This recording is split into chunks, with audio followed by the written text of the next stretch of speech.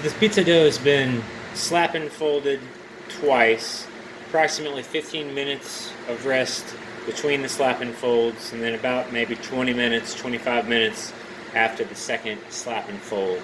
So now we'll do some stretch and folds. I do 4 of these at a space at a minimum of half hour apart. 45 minutes maybe is easier. You just want your dough to relax a bit after you stretch. So you'll see it's kind of loose now. When we do the stretch and folds, it'll get taut, and you'll want to wait until the gluten relaxes again before you stretch and fold again. As I said, I do that, the stretch and folds about 4 times, 45 minutes or so apart.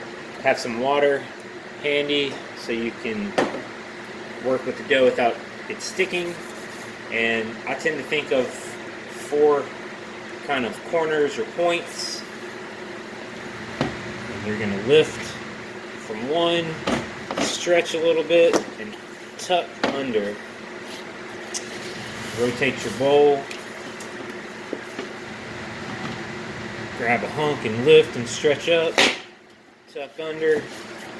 Rotate again.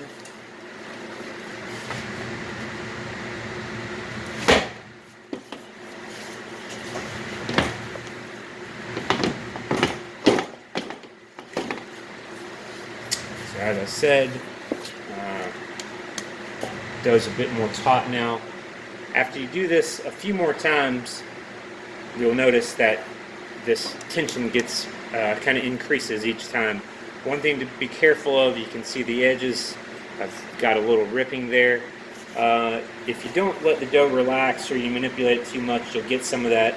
Not to worry about in small amounts, but you kind of want to avoid ripping it up too much, especially at this point. You're wanting to develop good gluten, not torn up gluten. So again, as the dough strengthens, the successive stretch and folds, that will likely happen less unless you really grab a hold of it and kind of manhandle the dough too much. But as that gluten strengthens, it'll rip. It'll rip less frequently. It'll be easier to stretch it more without it having that happen.